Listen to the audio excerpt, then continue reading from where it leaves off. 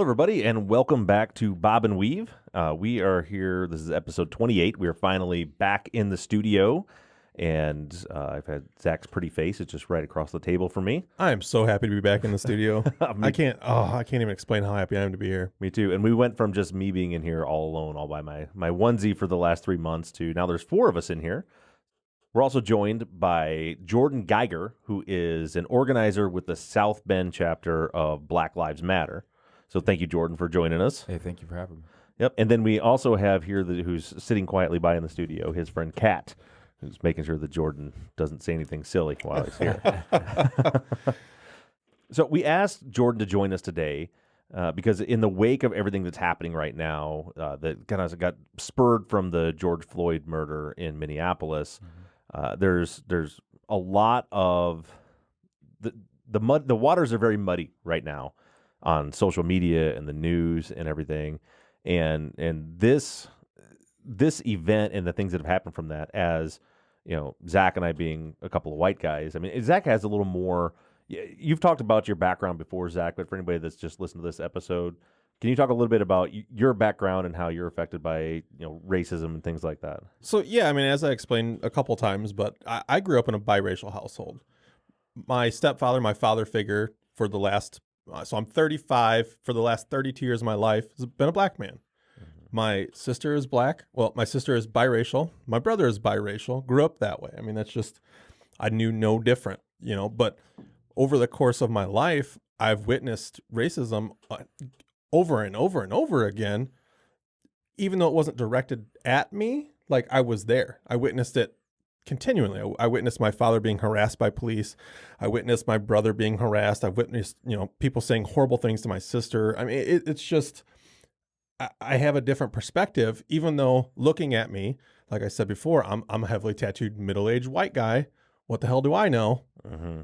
But I do seem to have a little different perspective because I've seen it more. Right. And for me, I'm the exact. I mean, I grew up. I marched in the Black Lives rally.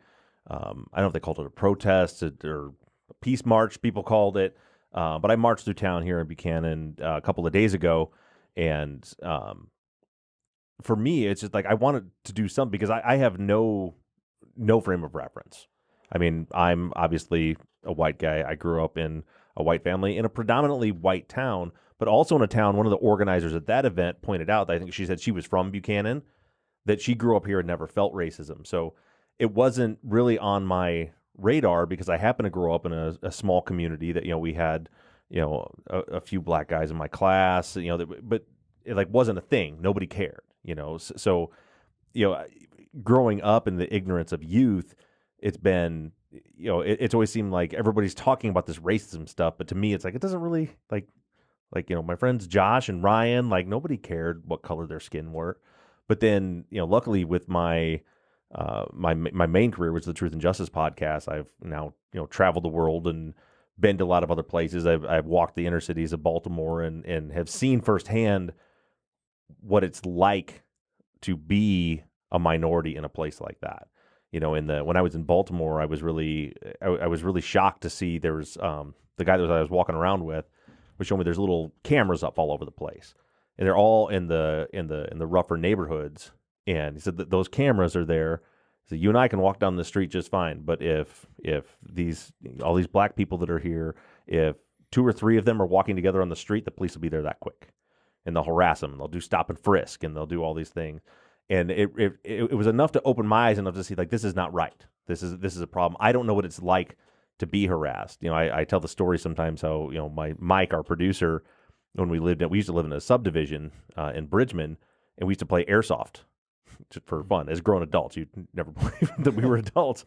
But I remember one time we were in our front yard as school was getting out, chasing each other around with airsoft guns that looked like real guns and shooting at each other. And somebody, called the police to come check it out. And I'm standing in my yard holding this airsoft gun, and a cop comes up and taps me on the shoulder. And he's like, what are you doing? I was like, oh, I'm sorry, it's a toy. We're just playing airsoft. He said, well, could you not do that when people are out here? Sure, no problem, officer. And it occurred to me later how differently that would have gone if I was a different race. And it bothers me a lot. And what's really bothering me right now is want to help, and I don't necessarily know how to do that. It's almost like, and I know there's a ton of our listeners and people out there in the world that are like this. Like, I want to help. I went to that march. I don't know, did that help? I don't know what we accomplished. I knew I wanted to be there. I knew I wanted to show my support, but I don't really know how to help.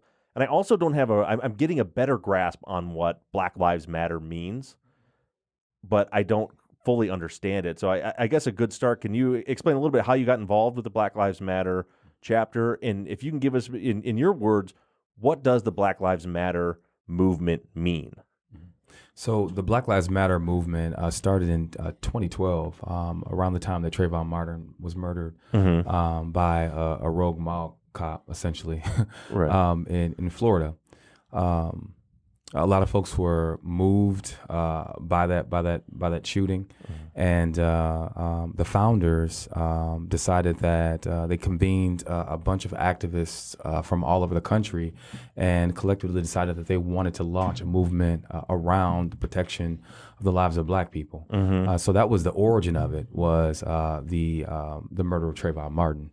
How I came into the movement was that I went to graduate school at the University of Missouri, Columbia. I myself was also moved by the murder of Trayvon Martin, but I was an undergrad at the time living in Greencastle, Indiana, a small town here in central Indiana. Right. Once I graduated, came back home and decided that I wanted to do more than just study. I was trying to find ways of getting involved locally, but there wasn't really a whole lot going on. So I decided to go to grad school. I went to the University of Missouri in Columbia and started looking at different groups to find out what was going on, because I arrived there in the summer of August of 2015, which was a year after Mike Brown was murdered in Ferguson, Missouri. Right. Yeah. Okay. So I found an organization in St. Louis, and a lot of the members were native to Ferguson. So just by way of getting involved with that organization, I was able to organize around a lot of cases that involved officer misconduct and police brutality more generally. That was a eye-opening experience. You think you know what's happening out there, but you really kind of like have no idea. So there were cases in Oklahoma City, for example, where a man who I had worked with, he had lost both of his sons. Both of his sons were murdered by the police 10 months apart. Oh my God. Man. Yeah. His last living son, they claimed that he was burglarizing a house. They were in pursuit of him. He ran across the street or down the street some ways, hid behind a trash can, and they said that he brandished a gun and pointed a gun at the officer, which prompted the officer to shoot. His father's attorney had requested the body camera footage, or the dash camera footage, because I don't think they had body cameras. Plus the dash camera footage. The chief of police was fighting them on the release of that footage. They were eventually able to get it. The attorney reviewed it, and she said something seemed a little odd about it. So she hired a video analysis expert, I don't know the proper term. And this person had worked for the FBI and a number of other governmental agencies. And he had determined that this was one of the most doctored videos he had ever seen. They had literally doctored a gun into the boy's hand. They edited a gun. Edited a gun into his hand, yeah. So seeing meeting Mike Brown's family, working around a number of cases such as that, I just figured that being a graduate student just wasn't enough. I mean, I was doing well. I wasn't making a whole lot of money, but I was like, man, I can always come back and finish my degree. Right. Right now, I think I'm best. My purpose right now is to really be in the streets with people and to organize around officer misconduct. And so I dropped out, went back down to St. Louis, and kind of just felt like there was a lot of chaos. Organizations there were there was a lot of infighting. There was a lot of money that had come down into Missouri because of just the overall situation, right? Like there was just money that poured in for programs, poured in for organizations, and folks were fighting over money. So I said, okay, I'm just ready to move on. And I was a little bit traumatized because I was mainly based on St. Louis Avenue near downtown St. Louis. And there was a 15-year-old kid named Jervis Scruggs who was murdered not too far from where I was. And I was just spent at that point. I was like, I've got to get out of here. Right. So I moved back home to South Bend. Upon my return, I found out that there was a 17-year-old kid who had been beaten in his sleep by an officer named Aaron Nepper, who's an officer on the South Bend Police Force. He was beaten by him in 2012. I moved back to South Bend in 2016, August of 2016. In July, just before I arrived, a federal grand jury had ruled that him and his family's civil and constitutional rights had been violated and awarded them a grand total or sum of $18. So obviously, You've got to be shitting me. I'm not kidding you. Not kidding you.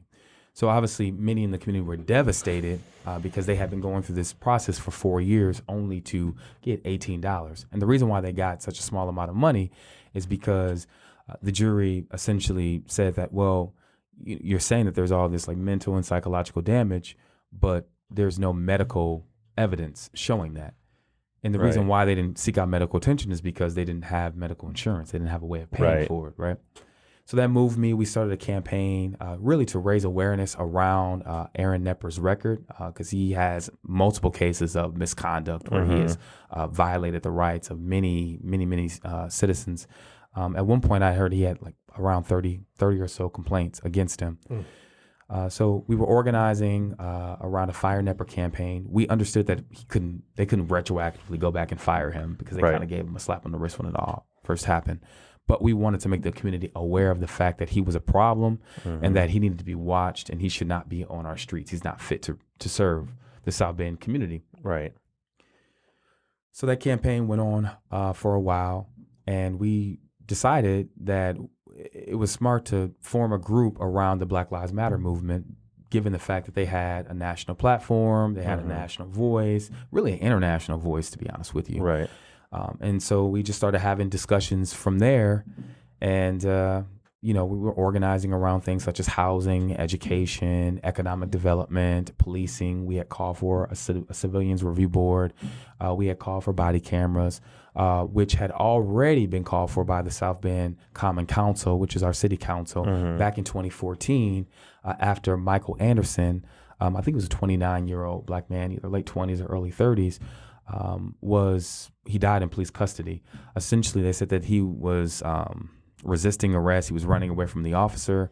And when they caught him, he allegedly stuffed a bag of dope down his throat. And so the officer tried to remove the bag by sticking a straw down his throat to pull it up. And he choked and died. Over a substance that, by the way, where we're sitting right now is perfectly legal now. Right. Which is a whole other topic. Yeah. Right. Yeah. So we had just continued to organize and work around issues, but we caught a lot of national attention last year after Eric Logan, a 54-year-old black man, was murdered by an officer named Ryan O'Neal on Father's Day, or the night of Father's Day.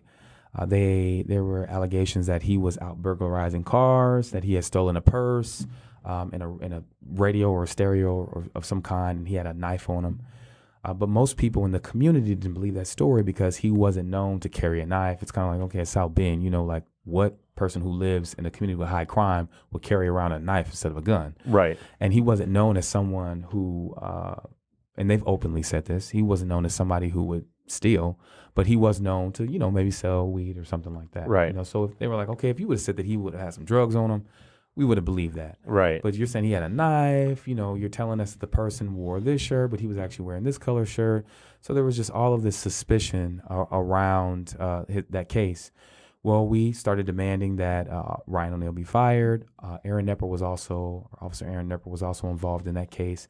Yeah. So can I back you up just for a second? Sorry, just to finish that. So what was the conclusion? They ended up killing him. Yeah. How did that go about? We kind of diverted. Oh, I'm so sorry. Yeah. So they claim that he approached Ryan O'Neal with a knife, which prompted Ryan O'Neal. He told him to step back, which prompted him to fire at him. When he shot him the first time, as he was going down, he threw the knife, and the knife hit Ryan O'Neal on his arm, which cut him, which prompted him to fire again and ultimately killed him. Once he knew the knife, if that story was true, at that point, he knows the knife is no longer a threat. It's not in his hands anymore. Right. And he shot and killed him. Yep. Okay.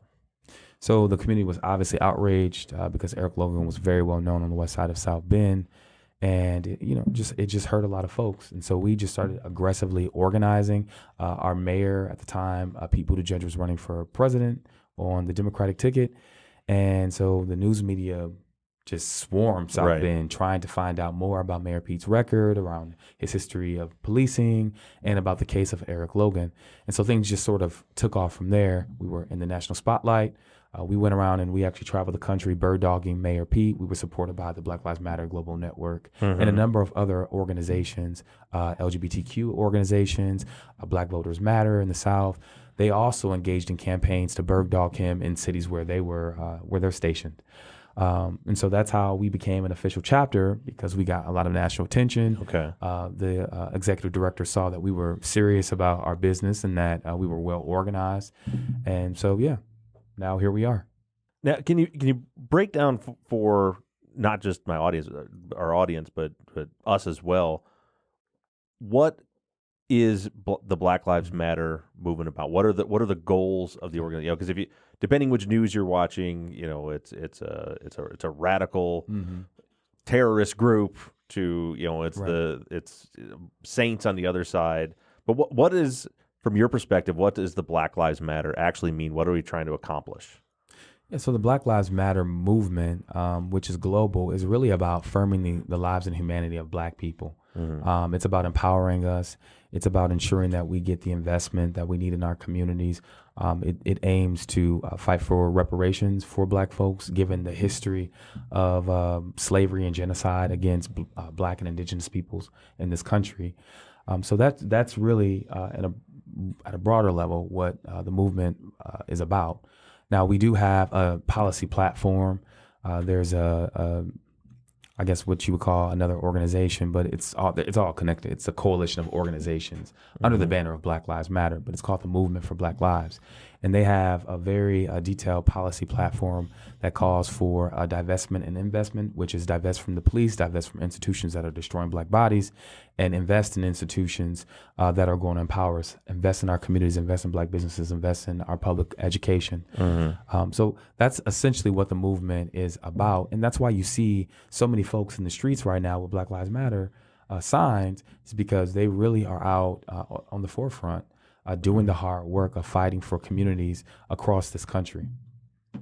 Okay, so right now, the situation we're in now, with in the wake of George Floyd's murder, obviously we're.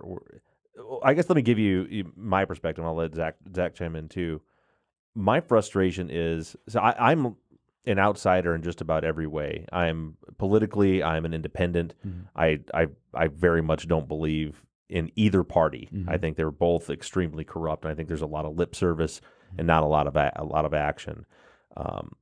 And so for me, my frustration is what I'm seeing now is people are taking to social media, and they're taking to the streets. And I also want to make clear that I think it's very important to draw a line between protesters and rioters. Right. I think that the spin that gets put on it is that these protesters are not peaceful; they're rioting. And from my perspective, from the protest I was at, and from what I've seen, is there are protesters, and then there are opportunists that are just taking advantage of a situation and are rioting and causing all this violence and all that. So I don't see those as the same group. But what I'm getting at, I see the protests, I see everything on social media, and from being this outsider looking at it, I had a long conversation with my nephew the other day. He's early 20s. He's just getting into politics, and he's reposting everything he can post about Black Lives Matter. And it's like, man, I love you. I love that you're wanting to get involved, but I feel like this isn't the way, because what I've experienced in my 41 years of life, mostly in the last 20 of that, is every time something like this happens, we go through this same cycle. Right. Where it's everybody and then inevitably it turns political, to where it's the Republicans' fault, and it's the Republicans say it's the Democrats' fault, and they all, you can pull talking points, off of anything. The Democrats can say the Republicans aren't doing enough, and the president he's encouraging more violence, and he's doing this. And then on the Republican side, they can say, look, we're all these cities where all these things are happening, they're being governed by Democrat mayors, so there's the problem over there. But the reality is, like, nobody's doing anything. I think what's going to happen, what I don't want to happen, is for this explosion of social media, the explosion of marches all over the place, and the protests, and then 2 weeks from now, a hurricane blows through Florida, and the news cycle shifts, and then it just goes away again. Yeah. So how do we make it not go away again? What can we do that's actionable? Right. So the first thing that you can do is really support your local Black Lives Matter chapters if you have one in your city. That's the first thing that you need to do, because those folks are organizing aggressively, and they need all the resources and support they can get. So even if it's you cook a meal for them, you put some gas in their tank, you donate a little bit, whatever you can do is helpful. Pay for them to get a massage, right? It all helps. The reason why you are seeing this sort of ebb and flow, I guess I'll call it that, right? Like there's this uptick in frustration around these officer-involved murders, but then it sort of dies back down, right? Like the government, the state, they know that, when you sensationalize these shootings, which, they're already sensational, but when you broadcast them, it's a lot. It creates a lot of clickbait. It makes money for them, right? But it's also at the same time, it's dangerous for the establishment, because let's say I don't want to be conspiracy theorist, but let's say an organization like CNN, if it is truly Clinton News Network, if it's connected to the Democratic Party, do they want to keep broadcasting the fact that their Democrat-controlled cities are on fire, that people are protesting their mayors, that people are calling them out? Absolutely not. They want to find a way to stifle that. So you can go to a protest, let's say in Buchanan, right? And you can say, okay, I'm out here, but what are we protesting about? Obviously George Floyd, but what's going on here? Like you asked a question, like, okay, is there racism here? Like, is there racism around? Folks don't really know what to do, because there's not enough organizing. And that's why we need to make sure that we are organizing as much as we can around concrete demands. So be it a civilian review board, be it body cameras, be it dash cameras, or better training. We need to be doing that. Now, and that's what I'm talking about. Like that, to me, like these are actionable steps that can help, because it was, and I'll go to the next one. I'll go to everyone I can go to. It was a wonderful experience, but my 14-year-old daughter went with my wife and I to the march, and on the ride back, she's like, so like, what did we do? Like, what did we do? Right. Did that help something? And it's like, I don't know. But it does. But it does, though, because when they see that people in all corners of the United States are out in the streets because they are upset and enraged by what they saw on social media or on TV, it draws awareness to the issue. I don't think we've had this much energy really since probably Mike Brown, maybe Sandra Bland. Right. But I feel like really not since Mike Brown. Since Ferguson. Yeah, since Ferguson, really. That was the first, real rebellion, in my opinion, that sort of set it off. So those, you can organize around those material demands. Now, what the Movement for Black Lives is calling for right now is the defunding of the police. A lot of people don't understand what that means. Like, what does that mean? Like, yeah, that is a little confusing to me. Yeah. So I'll explain what it means, and I'll use the city of South Bend. And before we get there, I want to go back to what you were saying, is I think that's one of the big things is we are all starting to take these steps to right the wrongs. Except for a lot of people don't know how to finish the steps. Right. There's so many steps we can take. Like last week we did the social media blackout, which was great. A lot of us participated. I participated in it. A lot of people participated in it. But at the end of the day, it raised awareness. But then we need a follow through. And we need to find out how to promote that follow through. Well, it was actually problematic for organizers. Yeah, I did see that because the hashtag, right? People were using Black Lives Matter, right, trying to be supportive, but what it did is it pushed all that content down. Yes. Yeah, I saw that became a big issue with that. Yeah. So you have this like groundswelling of support and energy, and folks want to get involved. So we've received thousands of messages, folks all over the country. How do I get involved? How do I get involved? I'm sure they're messaging, the foundation, which is the larger organization, about getting involved. I know folks are emailing individual chapters, but the problem is that Black Lives Matter is one of the most attacked organizations or networks in the country. So we're watched by the FBI.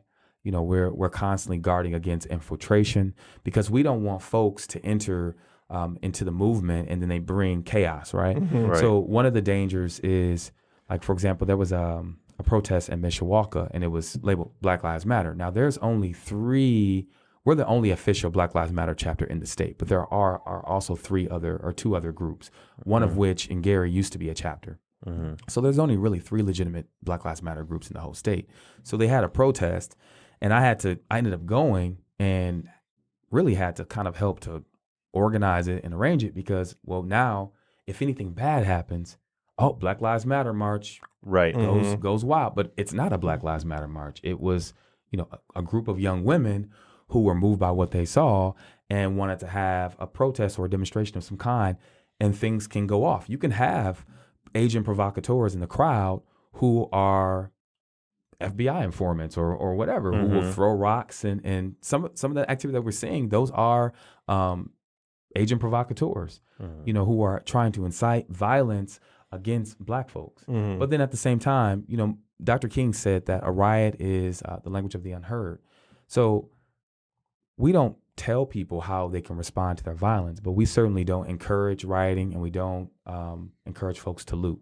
But we understand that folks are feeling a lot right now, and people respond to violence in different ways. Right. And that's what's so tough is that's the first way, and it's almost predictable human behavior. That this is what, as soon as the protests started, you know what's going to happen. There's going to end up being rioting and looting, and that's going to shift the narrative, and that's going to give fuel to the other side talking points of look, here's your Black Lives Matter movement. Here's a guy walking out of Walmart with a big screen TV. Right. What does that have to do with Black Lives Matter? Yeah. But then that's why, again, I go back to those aren't the people that I want to be attached to. They're not. I don't think they're part of the protest. They're just using the opportunity to go to do that. But I do want to circle back. You started to touch on the defund the police. Yes, I wanted to go back to that. Yeah. Because that's something that, on its face, I disagree with, but I'm not sure I totally understand it. So if you could explain that, what is that really asking for? Yeah, I want to give you a practical example of South Bend. So in the city of South Bend, we actually have an officer shortage. In their 2020 budget, which they passed last year, they had budgeted for 245 officers. Presently, they have, currently on the force, they have 223 officers. What we are arguing is, don't spend more money on hiring police because you see violence in our communities. Let's instead shift those dollars away from the police department and towards programs that can help to alleviate the violence. So let's hire violence interventionists, people who are from and rooted in the community, who have respect in the community, and who can enter into situations that are violent or about to be violent and de-escalate them without the police having to come out. The police, we've had a number of meetings with police officers, and they've all expressed how exhausted they are, how tired they are, how traumatized they are. Okay, if you are feeling all of this wear and tear, then there should be something in place to kind of help you out in a way, right? Like, so that you don't have to respond to all of these different crises. And that can be done. I mean, it was done in California. There's a program called the Peacemaker Fellowship that was put forward by an organization called Advance Peace, where they hired street guys, trained them up, built relationships with them, empowered them by giving them a stipend every month, by taking them overseas to experiencing that they had never saw before.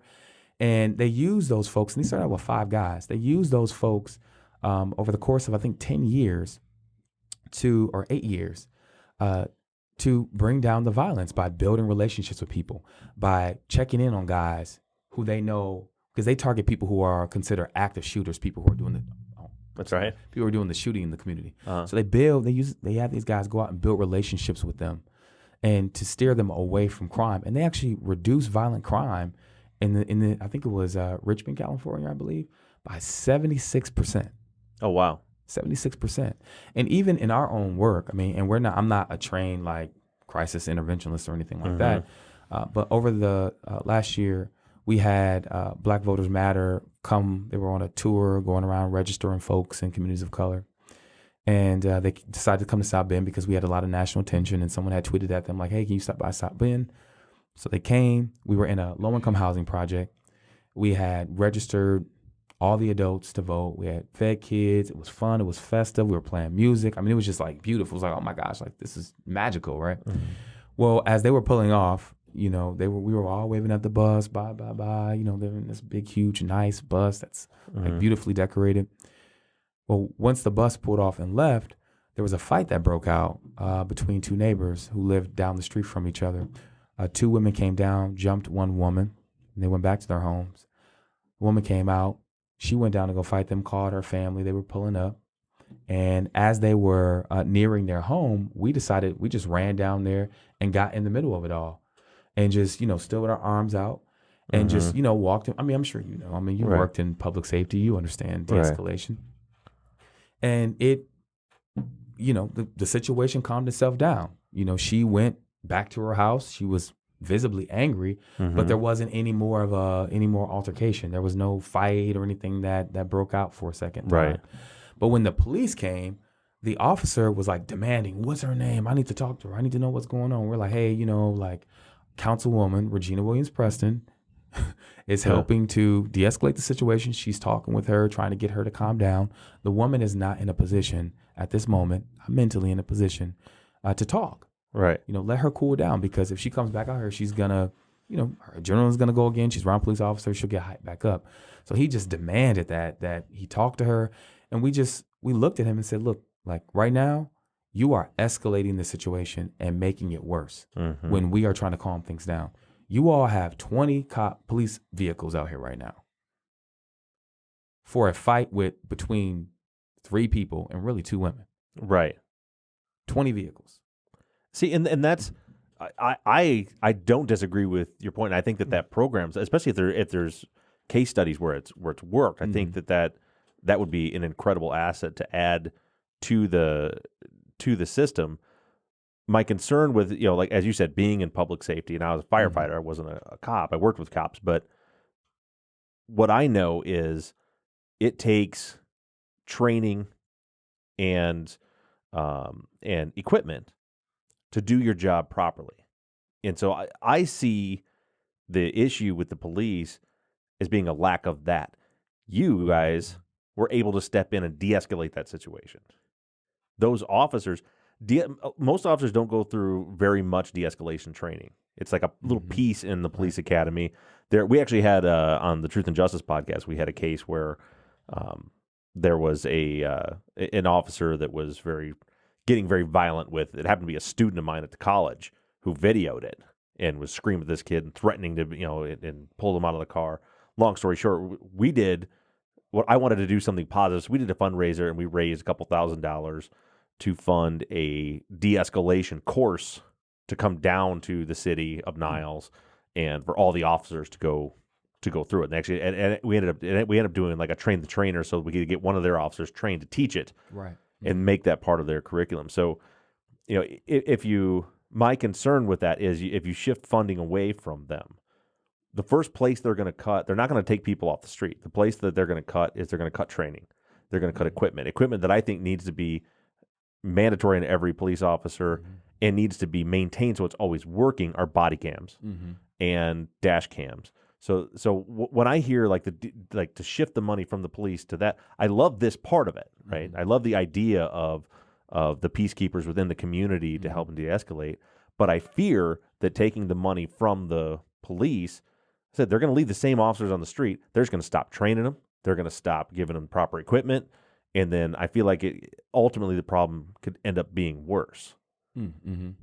I mean, what do you think? How do you feel about that? I mean, I think that's a valid criticism, but I think it can be also circumstantial. And like in South Bend, the reason why we were able to de-escalate that situation is because we are from the community. We understand how our people are and how we react to things and how we can calm them down by just being calm, actively listening to what they're saying, right? And responding in a way like affirming them, like, I hear you, I understand what you're saying, I understand, just calm down, A lot of these officers, they've never lived in these communities. Right. I think about 70% of our force does not live in the city of South Bend. Right. So they're coming into these communities not understanding the culture, not understanding the dynamics, not understanding how people, not understanding the trauma, not understanding the daily lives of folks. I mean, they see things obviously from the standpoint of being a police officer and having to be in the community to serve and protect people.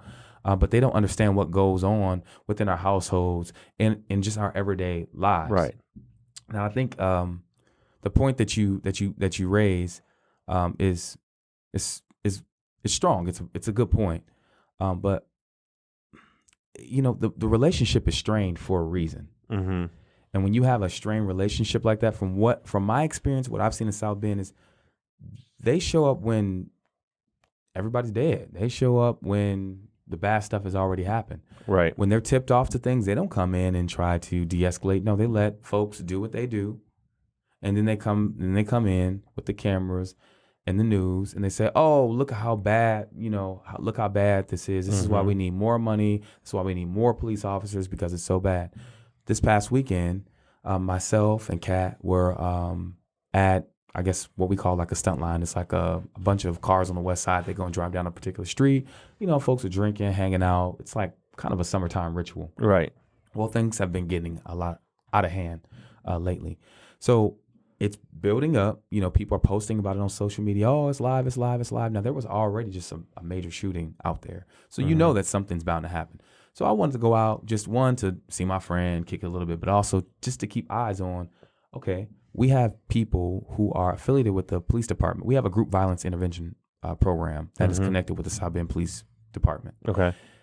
We're out there looking around like, okay, well, where are these interventionists? They keep talking about, these programs that they have, right, to like shift the city away from hardline policing, but they're not out here right now. And the police aren't out here right now. Mm-hmm. How do you have folks driving down the wrong side of the streets, folks driving on in schoolyard grass? They're young people, they're drinking, they're certainly out of hand, but there's no one out here to de-escalate. But I bet you everyone, once the fight happens, they're all gonna show up, they're all gonna arrest people, right? Like there's gonna be chaos. And then they'll have a news line that says, oh my gosh, South Bend police, have to deal with so-and-so shootings. But really, how we just gotten there, when it first started or when it started to pick up, like we could have de-escalated that. We had 50 people who just walked out in the middle of that and said, hey, go home, everybody. Like this is over with. It would have been over with. Right. It would have been over with. But we don't see that in our communities. And so that's why the relationship is so strained, because we honestly feel like, well, they want the fighting to continue to happen. I mean, we don't see the adequate investments in education. We don't see adequate investments in our mental health services. We don't see job skills training programs in our recreational centers and in our schools. So what else are you leaving people to do who are poor? 40% of Black households in the city of South Bend have zero liquid assets, absolutely no money. Almost 75% of Black families in South Bend live at or below the poverty line. When you have that kind of deprivation, you're going to see violence. And it's not the job of the officer, right? Like to do away with the violence, but don't come to us and say, oh my gosh, like these community folks, these folks in these neighborhoods, they're so violent. We need more officers. We need this. When really there's just different things that we can do instead of policing. Right. Okay. Yeah. So we're trying to get folks to reimagine, how city, local governments, and communities interact with each other without police intervention. Certainly, there's cases where where police are necessary, but there's also been studies that have shown that, well, if only 5% of your calls really need a police response, like seriously need a police response, like, do we need to have so many officers, on payroll all the time, paying all this overtime? Right. So, yeah. And I think for me, and this comes from an ignorant point of view, I'm going to say that, is that defunding the police is just such a harsh term that I think that's where it steps on people's nerves. Yeah, that's where it gets people, which I at one point of that makes sense. You want those people to have the buttons pushed and you want to see it, but then you have the people fighting it because it does seem like such a harsh term. Yeah. So I guess that's where it like kind of gets me, is when I heard the defunding the police, I didn't think of it the way you just explained it. I think of defunding the police. Well, and I think that a lot of people that are sharing the hashtag and are talking about it don't understand what it actually means either. Right. Yeah. I mean, because it has to be done on a practical level, right? And a lot of folks live in cities and areas where they're not exposed to organization or organizers who are doing this work actively. Right. Well, So it's hard for people to understand that. I absolutely love the way you explain it. It makes a lot more sense to me than just. And there's more examples. By the way. I mean, those are just a few that I'm applying to South Bend. Sure. Yeah. Yeah. Like I said, I like the idea. I like the outside the boxness of it. I agree with Zach that I wish the hashtag was a little different because defund the police is what's happening is immediately walls are going up because what you really want to do is work with the police, right?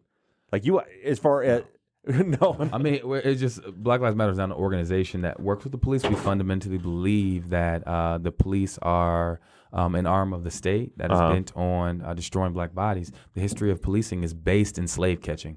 So black folks have a very complicated history with police departments. So that's why we don't engage with the police in that way. Do certain groups and chapters have limited communication with police chiefs? Definitely. We engage in discussions around policing. I mean, we've had community action group meetings where we've talked about police policy, procedures, training, all of that, right? And we are sitting next to officers, who are armed. We are engaging with them in dialogue. So it does happen, right? It's circumstantial, right? It just depends. Now, South Bend's a small community, so we can do that. But by and large, BLM members try to distance themselves from police officers. But we have people like Councilwoman Regina Williams-Preston, who is, or at least at the time was in a seat of power, who she can hear what we're saying and then go and talk to the police and say, hey, okay, this is where they're coming from. Yeah.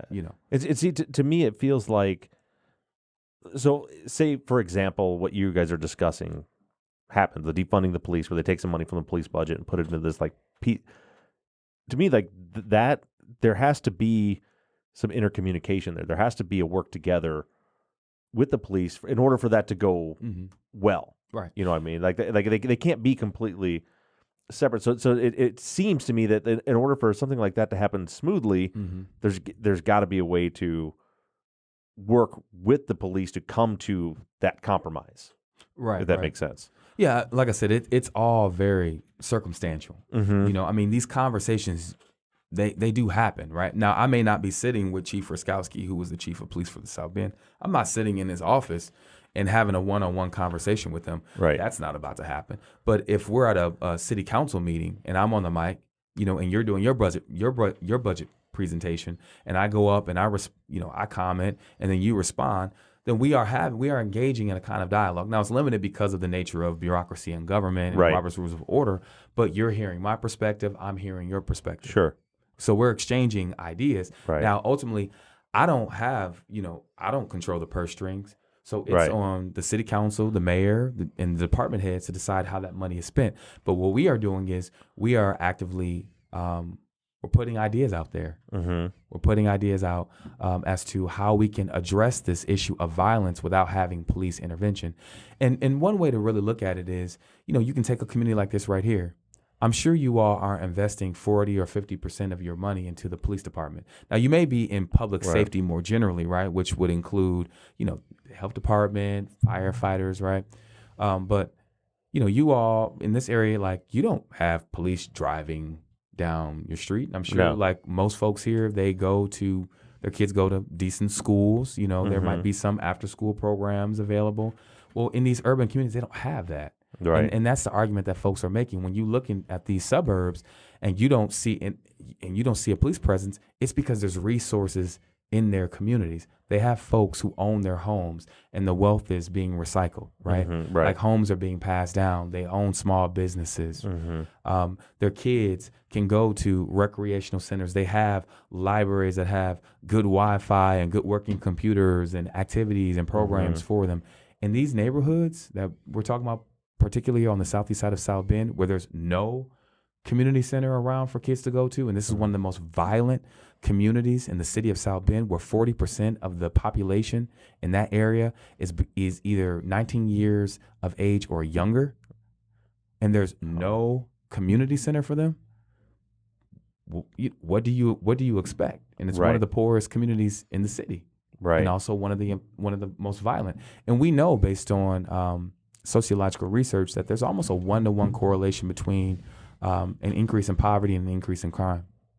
Yeah, and I mean, I've studied about that back in the '90s when I was in college. But that's when all of that powerful. I mean, what I felt like very powerful research was coming out was in the '90s, because we saw stop and frisk. We saw what is the crime bill that was rolled out, right? Like 3 strikes and you're out. All of that legislation that came out in the '90s under Clinton. Right, and it's such a cyclical problem too. You know, I used to, from the fire department, we worked a weird schedule. We were 24-hour shifts and only worked 9 days a month. So I used to substitute teach on my days off. And I taught at the juvenile detention center in Berrien County a lot, you know, because they have, a lot of people don't realize there's a school in there, because the kids that are in there still have to finish their schooling. And I remember just getting to know the kids that were predominantly black that were in there. And one kid in particular that, you know, I'd kind of gotten close with over months of working with him, and he was about to be released. And I was just, you know, having a very naive, I guess, talk with him about, look, man, when you get back out there, don't come back here, because there's one of the kids that I saw last year, and then he left, and then he was back again, and then he left, and then he was back again. And I was like, don't come back here, man. Like, get out there, because they teach them. They kind of force them within the residential program in the juvenile detention center. They have to keep going up steps with their behavior before they get cycled out. So, you know, everything from when you walk into a room, shaking a person's hand and introducing yourselves and being, you know, polite and things like that. That's all part of the program. I'm like, man, like, you're doing great. You're doing great in your work.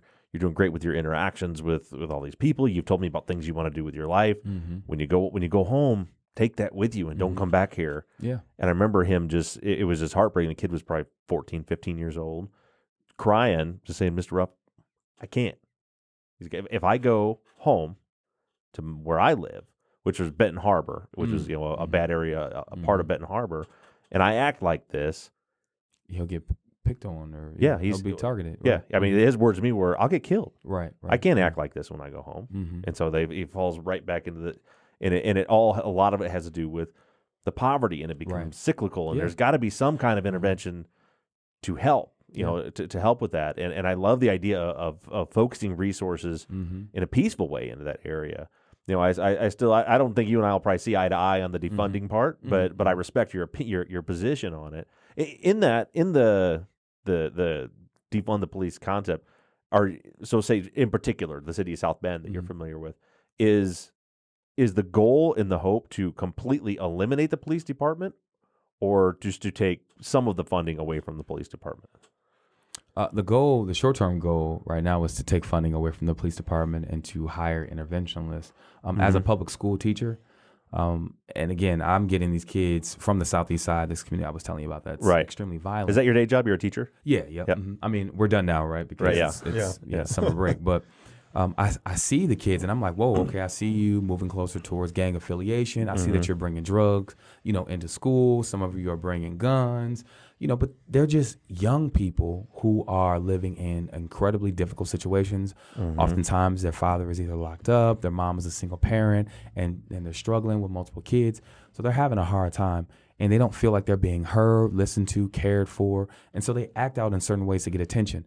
My issue, and this goes back to the funding part, for me as a school teacher, I'm like, okay, well, I've got 30 kids in this class, and I've got 8 kids who need serious attention, serious. And if I can get those 8 kids, this might be the wrong term, but under control, for the lack of a better term, then I can maintain the rest of the class. But the problem with this in the South Bend, well, in the state of Indiana, is the regulations. You know, there's not enough funding to have smaller class sizes, because these 8 kids, you know, they need to be split up and put into smaller class sizes, maybe 3 or 4 kids at the time. That way they can get the concentrated attention that they need. And that's not just a South Bend problem or an Indiana problem. That's a national problem. We don't have enough therapists. We don't have enough social workers. We have one social worker in our whole building. And you got kids who are dealing with all this trauma.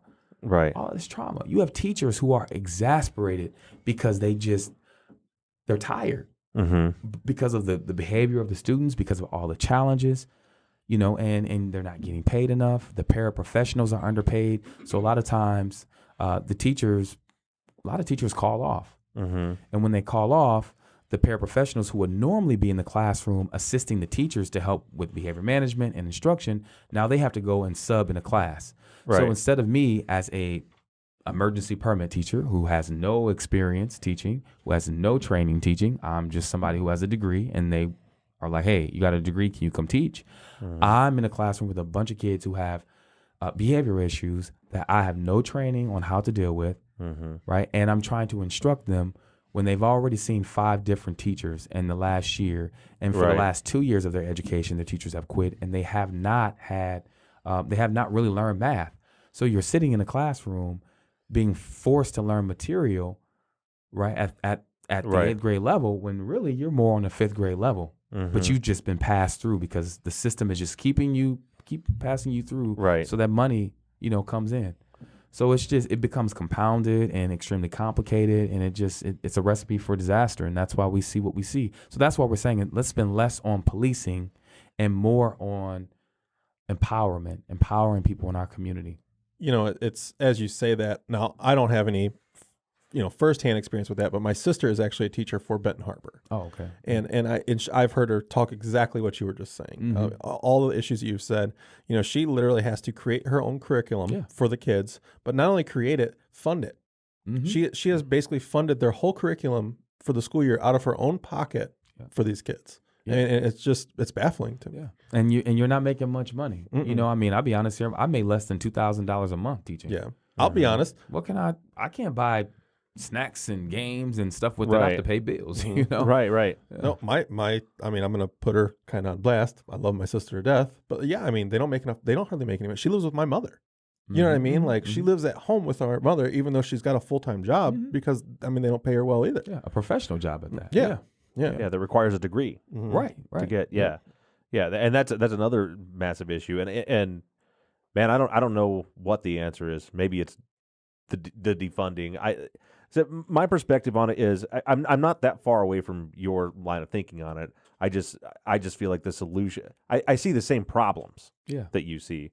For me, what I would like if I was to look at this and say, okay, how can I fix these situations? So let's look at George Floyd, the guy in Chauvin. Was that the guy's name? The cop in Minneapolis. I can't remember his name. I'm sorry. Yeah, I think here's the deal with that is his name doesn't matter. Right, you're exactly right, and that's why I don't. It should be George Floyd's name that's out there, but in his case, the city of Minneapolis doesn't have a policy saying kneel on somebody's neck. It doesn't have a like the man was not. He was violating policy, and I get a little frustrated when people will take that and be like not even just the police, but even the Minnesota Police Department is terrible. I look. This is the way I put it to my nephew when he was talking to me about it. Was imagine if you opened a business and you had 20 employees, and all your 20 employees, you trained them to do all the right things, and it was a good company with good employees. One of those employees goes out on the street and does something racist and gets caught on video. Now, when that happens, is it your fault as the boss? Is it all of the other employees who are now getting lumped into that? If somebody comes and says, well, your company's racist and all the other 19 are racist and all that, I don't think that's the case, but I do think there's a problem. And so that for me, I'm a math guy, so I'm a puzzle. So, so I'm like, okay, so how do I fix this? If I put it in that smaller little container there, how do I fix that? Yeah. And it's, well, as the boss, how did I not know that guy was like that? Exactly. How could I have figured this out better? Is there a pattern of behavior? What are we doing for background checks? What are we doing for psychological screening? And then of course, when you go into the police realm, so looking at a police department, like I said earlier, I want body cams on at all times, no excuse, none of this, because I'm sure from doing what you do. I know from just stuff that I do, how often every time something controversial happens, guess what? The body camera didn't work, or guess what? Right. The dash cam wasn't on or didn't work. Oh, I forgot to mention that's exactly what happened in Eric Logan's case. The officer turned his body camera off. Right. And so everyone was upset about it because we had just paid millions of dollars for body cameras in the spring of 2018 and to prevent the situation. And now here we are. There was something else that you had said. You used the term caught on camera. That's key because a lot of police misconduct is not caught on camera. Right. So when you see people coming out into the streets, it's because they've had experiences that were not caught on camera, and Right. they didn't understand how to navigate the system of addressing it. They say go and file a complaint with the police department. Some folks don't know how to do that, or they are fearful of retaliation if they were Right. to go and report. So that becomes a huge, my apologies, that becomes a huge barrier in terms of, accountability and Right. transparency. I have a friend of mine that was, you may be familiar with his name is Michael Wood. He was a Baltimore cop, and probably 5 years ago, he went on Twitter and just started putting basically the Baltimore Police Department on blast, and was like Yeah. all the things that we did. And I've had a lot of Right. long talks with him. He's no longer with the department. Right. But that was an eye opener for me too, because again, not only am I a white guy, you see where I live. I live out in a quiet little suburb. You mentioned, I bet if I called the police right now, they'd have to get a map to find my house. They don't even know where we're at. Right. But he was just telling me the things that he was, he's like, I never participated, but I was just as culpable. Right, because he didn't say anything. Right. And that's the major issue and what folks are talking about. You have folks because you talk about like, okay, there's a small percentage of bad officers, but like you said, if you don't say anything, you're culpable. Right. But then we also have to get at the reasons why. So some of the things that we've pushed the city to do was, well, are you doing exit interviews with officers who leave? Are you Right. asking them why they left the force? Mhm. Like, how do we go from almost 30% of our police force, maybe I'm exaggerating, but I think about 30% of our police force was black, and now less than 6% of it is black. Or maybe it was 16%? I think it might have been up 16 or 17%, and then it would drop down to less than 6%. How did that happen? Did you all conduct exit interviews? Well, it was because of the treatment they were experiencing on force, but also because of what they were seeing. Chief Scott Ruskowski, who was, again, our police chief, he's on record on CNN when we were protesting Mayor P outside of the police station. He's on record saying, I know there's bad officers. I know there's bad officers. I know it. Okay, well, if you know there's bad officers, why don't you get rid of them? Right. And it's far, and you probably know this too, the politics of it as a police chief. There's Yeah. so much politics involved, right? Oh, yeah. People have dirt on certain people. Officers are connected to certain folks. You have a lot of folks who are on the police department whose parents, grandparents were police officers. Right. And they pass down history. They have dirt on politicians. It's because they see everything. It's two you know? things. It's politics and it's the union. And, we didn't get to the union. So like I was in the fire department. I was our union president, so I know damn well how the union works. So in our line of work, obviously it's different. We're not, people call us to come help them in a different way. Right. Usually it's a positive. It's a positive experience so we don't have those issues. But for me, what I watched for our union, I eventually stepped down, and of course I ended up leaving the department. But our union was just there it felt to me for no other reason than to protect people who are doing shitty jobs. The union never did anything great for me. I mean, I rose through the ranks. I was a fire chief by the time I was 33. Yeah. I was pretty. You're young now. I'm like, you were. Yeah. You're retired already. I like to say that I was very good at my job. Clearly. But the union never helped me with anything. I never made a dime more than those guys did. I never got an extra day off. It didn't do anything for me. I just kept busting my ass. We had a guy that showed up to work to drive a 50,000-pound ladder truck way high. And when he was reported by me, by the way, as far as that which was why the union didn't care much for me for a long time, because he was relieving me, and I'm like, dude, go home. But I still try to do, and that's part of that Blue Shield thing. Same thing with the fire department. I don't, I was going to cover for him. Yeah. I told him, I was like, dude, go home.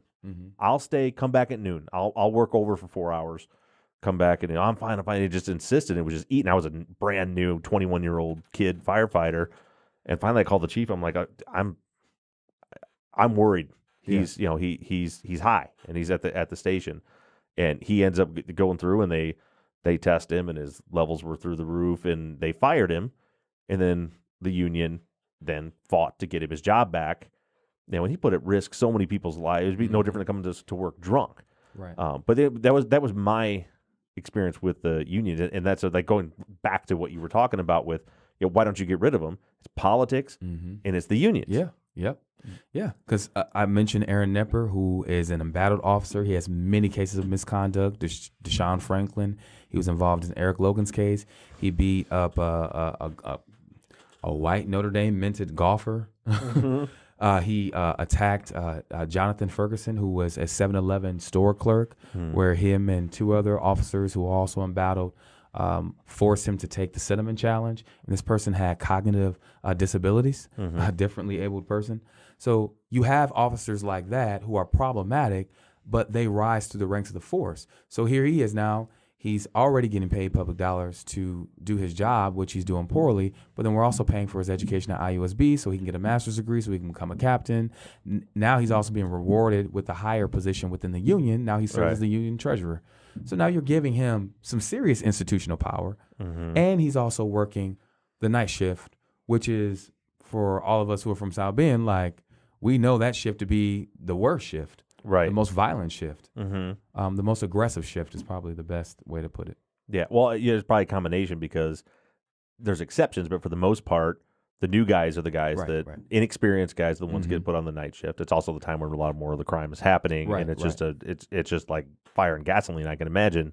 That just turns into a very cantankerous relationship between the community and the police department. But that's for the defund the police thing. Like to me, I can tell you right now, it won't happen because not that right or wrong doesn't matter. That's all a matter of opinion. It won't happen because obviously anything that Republicans are in control of, they're fighting against anything Black Lives Matter is doing. Right, of course. The Democrats are feeding lip service to the Black Lives Matter movement, but they're not doing anything either because a big part of their vote is the fucking police union. Yeah. Yep. And so the union is even controlling them. So they're they'll put on their African garb and take a knee in the Capitol, but they won't actually do anything. Right. There's no way, and it's already, like, Biden's already come out and said, "Oh, I don't," he can't come out and say that he supports that because they'll lose the vote. Right. I think we should defund Congress and then just restart. I like that idea too. Start over. Could you imagine a Congress with no more political parties, where people had to actually answer oh, that would be amazing. Yeah, that might be democratic. I don't know. That might be a real democracy. Yeah, you're kidding. It's just it's frustrating, and I like the passion. Again, I love the idea behind adding those community. I would love to see a situation where we can better train the police department. Like for me, like if I went in, I wasn't a police officer. I was a fire chief though. I ran a public safety organization. If I took over as the police chief in South Bend, the first thing I would want to sit down and say, okay, we need to do something to improve our relations. And I would get the cops on the street. I would go walk into those neighborhoods, just walk right up into these neighborhoods and apologize to the people that have been mistreated and say, we want to fix this. Let's have an open dialogue. Let's have town hall meetings. Let's talk and figure out how we can start rebuilding this. And then again, like shutting a body camera off is a fireable offense. You shut your body camera off, you're gone. You shut your dash camera off, gone. No excuses. It's a zero. What I had as a fire chief in my SOG policy, I had what I called my red letter policies. And so they were literally in our SOG books. There were policies that were written in red, and that meant if you violate this policy, we also had a red letter policy explaining that because you have to have policies for your policies. But that policy meant if you violate this policy, you're fired. Right. So for one of ours was a big thing for firefighters. The biggest cause of firefighter deaths, contrary to popular belief, is car accidents. Or actually, it's heart attacks and then car accidents, or vehicle accidents with fire trucks because nobody buckles up because we're in all our gear and stuff. Nobody wants to put a seatbelt on. Oh wow. Yeah, nobody. So it was you will buckle up. There's no excuse. People weren't listening. So I had a red letter policy. You get into a moving fire truck at our fire station without your seatbelt on, you're fired. And whoever the officer in the rig is has at least a week suspension with no pay because it's their job to make sure. But so red letter policies about the body cams and de-escalation classes should be if not monthly, not weekly, monthly classes that we could take, and then working to bridge. At some point, the police department, and I will say this: there are many good cops out there. I don't think that all cops are. I know a lot of cops. I've worked with a lot of them. But regardless, as an organization, as an institution, that's what we're talking about. Right, as an institution, at some point they need to stand up and say, "Listen, we're sorry for the way we've treated you, and we want to make it better." Rather than just that. This is in my utopian world, right? Instead of just putting a line up and being like, fine, we're over here, we don't like you, and then so because of that, we don't like you, and it just keeps fueling and fueling and fueling the fire. I would love to see, my utopian world. I'm sure is never going to actually happen, but that people didn't believe the institution of slavery would go away, and it did. Right. So, you never know. One of the things that baffles me the most, and you discussed this, was the embattled officers. And we obviously it's the unions. We talked about this, how they continue to stay on, but I'm not going to say all the cases you see are that way, but it seems like all these cases that you see are these officers that just have repeated offenses again and again and again. Right.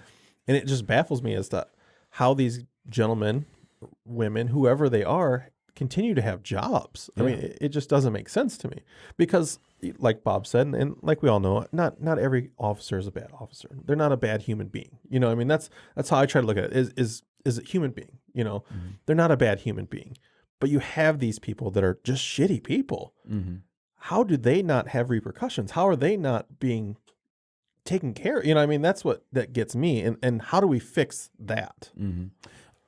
Like I said, it's just very complicated. I mean, what we're doing in South Bend is we're pushing for a police discipline matrix, which we've not had. So we've never really had a standard process as to how we address officer misconduct, right? So if you commit this offense and there's so many days of, suspension with or without pay, we've never really had that in place. It was just sort of like loosey-goosey. Let's just kind of, and that's for the benefit of the folks who are in power, right? Like if there's disorganization among the police or the Public Safety Board, which is the board that oversees hiring, firing police officers, promotions, training, policies and procedures.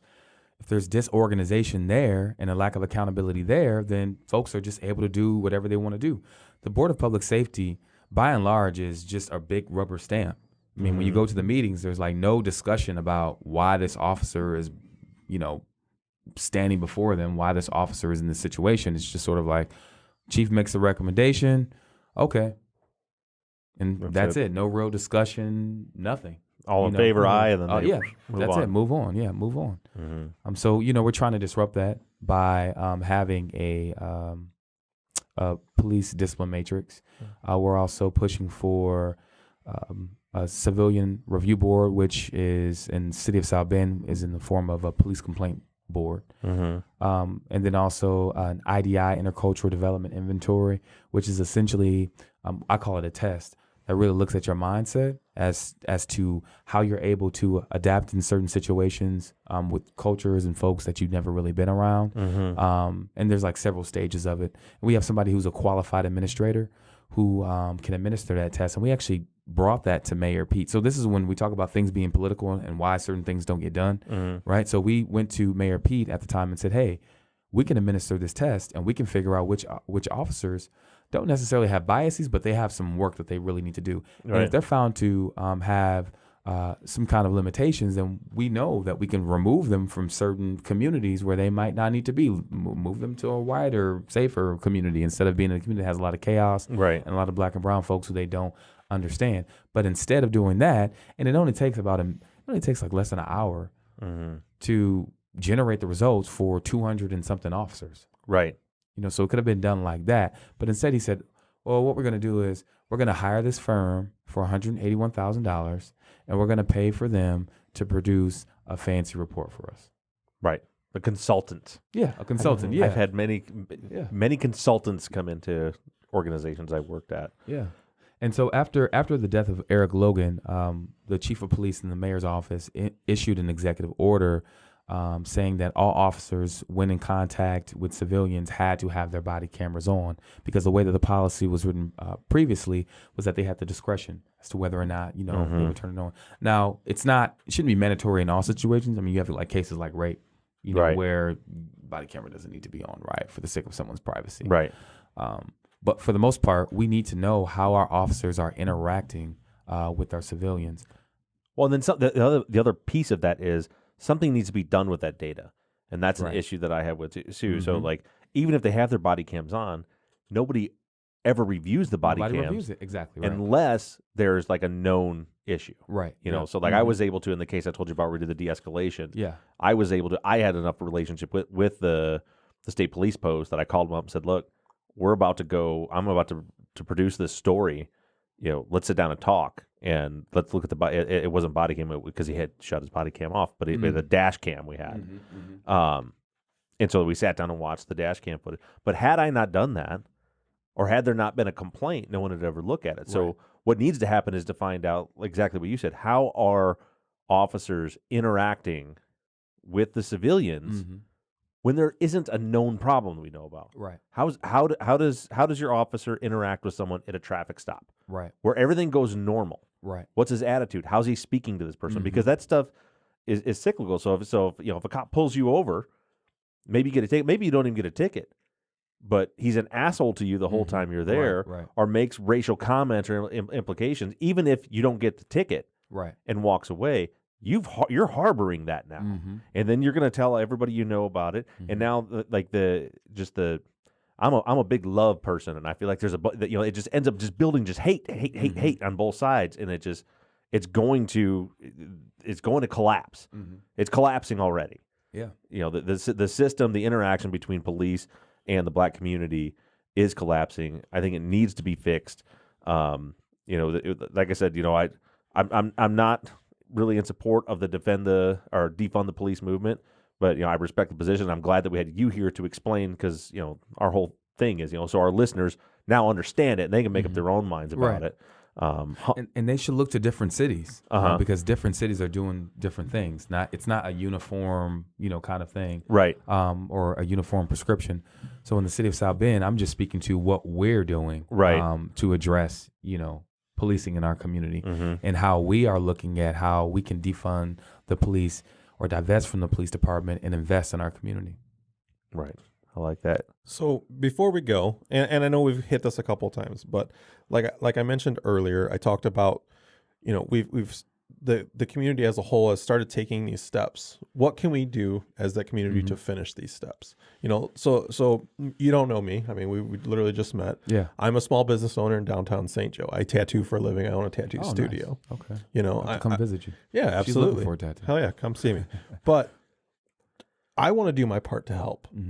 But what can I do to take these final steps to help, more so than just giving lip service? That's the biggest thing is that I'm afraid of, is that so much of this becomes lip service. The black square, as much as I love the idea of it, at the end of the day, it raised awareness, but I need something more. What more can I do to push through this? I think it's just donating time, money, using your platform like you are right now to uplift voices, paying attention like you are, asking these questions, engaging these kinds of dialogues. It matters. I know it's not like the most radical, thing, but we have to start somewhere. And I think this is where we can begin to amend things, is by sitting down and having conversation, meeting each other out in the streets, talking about what's going on. So yeah, and as a business owner, what BLM is asking, businesses that support the movement to do is like, okay, it's cool to donate, but let's also make sure that give your employees who are black a little time off, during these difficult times when they're dealing with images of police brutality all over the TV, allow for them to wear dreadlocks and have braided hair. Right. I mean, honestly, we are so policed in the workspaces just on how we dress, how we talk, what we look like, how we respond. Like, they have an attitude. And, I mean, when I was in college, I remember there was a woman interviewing for a position and she had really long, thick dreadlocks, right? And it was the summertime in central Indiana in Greencastle. And so she was like, it's hot. It's hot. Right. So we were able to interview with her. I'm like, man, she's the best candidate. She was awesome. Well, they didn't hire her because the vice president of student affairs or dean of student affairs said, well, she didn't have a positive attitude. She kept talking about how hot it was and how tired she was. And I'm like, she's got a big head of she was hot and tired. Dreadlocks. She was hot and sweaty. You know what I'm saying? It's just like, she didn't like her attitude. So those kind of things, we can't, if you can't do anything on a big system level, right?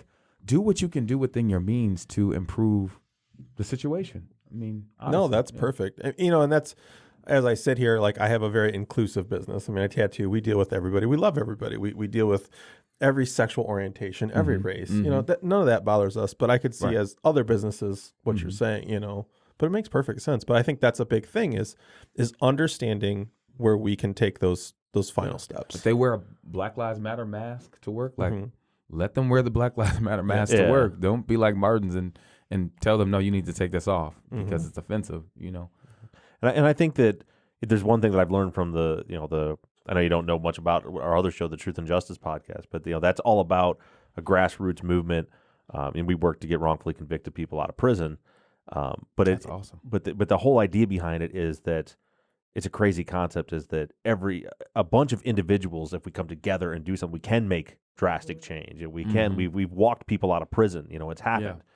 Yeah. And here, I think that if we want some of these policies to change, if the defund the police movement doesn't gain traction, then okay, what's plan B? If plan B is say maybe changing some of the policies we're talking about, pay attention to who you're voting for, get involved with that, vote, for God's sakes, vote.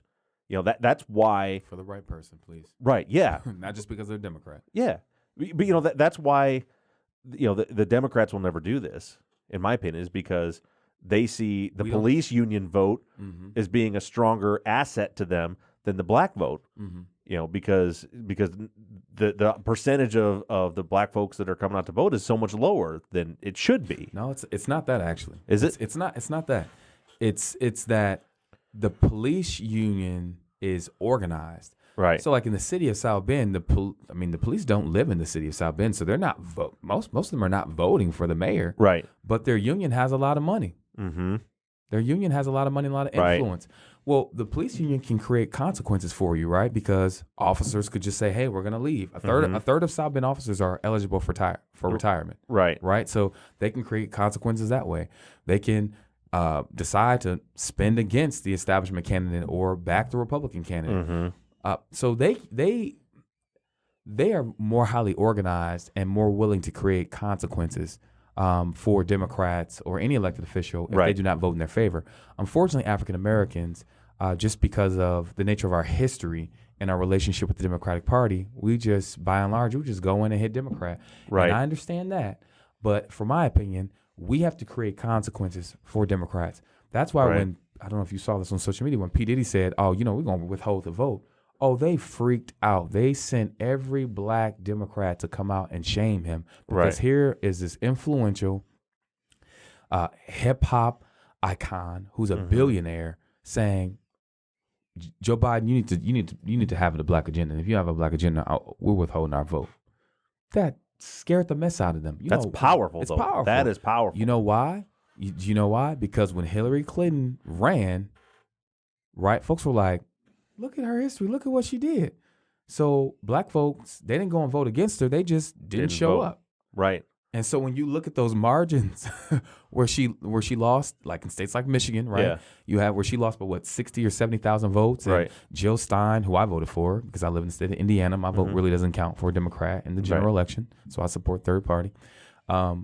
Jill Stein in the state got 50 or 60,000 votes. Right. And they were upset about that. And when you look at that demographic data of people who voted for Jill Stein, you find that among black men in particular, 18% of black male voters, young black male voters, supported Jill Stein. Right. And they were, as the comedian Arsenio Hall, I saw him say once, he's like, that election deciding between Trump and Hillary was like deciding which Menendez brother you liked better. Right. So our generation is thinking differently. We're saying, okay, we're not like our parents. Like, we're not just going to vote for the lesser of the two evils. Like, no, you got to come with something. You have to show me something. I need to see something on paper. I need to see some real commitments to your in your appointment process. I need to see who you are going to appoint on the Supreme Court. I mean, we're tired. You know, and we're tired of handing over our vote to the Democrats and not getting anything in return because all we see in our community is devastation. That's why and I'm not praising Trump at all. I probably shouldn't even say this, but I'm going to say it. That's why Trump attracted a certain contingent of black folks because when he said, "Well, what have the Democrats done for you? What have you got to lose?" Right. People were like, "Hell yeah!" Like you look around, like these it's all Democrats that we voting for, and I can't even pay my light bill. I got code enforcement on me, trying to take my house. My streets are in total disrepair right now. Right. I can't get a response from any elected official when I have a concern. I can't go downtown and get answers on anything that I'm concerned about. Right. So why vote? Right. So we didn't necessarily go and vote for Trump, but many people either voted third party, young people voted third party, or stay at home. Right. I've said it several times. I hate politics. All the listeners know I hate politics. But I've always thought that last election was literally, it wasn't Trump winning the election. It was Hillary losing it. Yeah. It was Hillary pushing people away. Yeah. It wasn't necessarily that Trump was going out there to win. It was that everybody just voted against Hillary, whether it was voting against her or not voting for at her. all. Yeah. Right. Yep. And that's, I'm glad you said that about Trump too, because I wish the said, I'm an independent.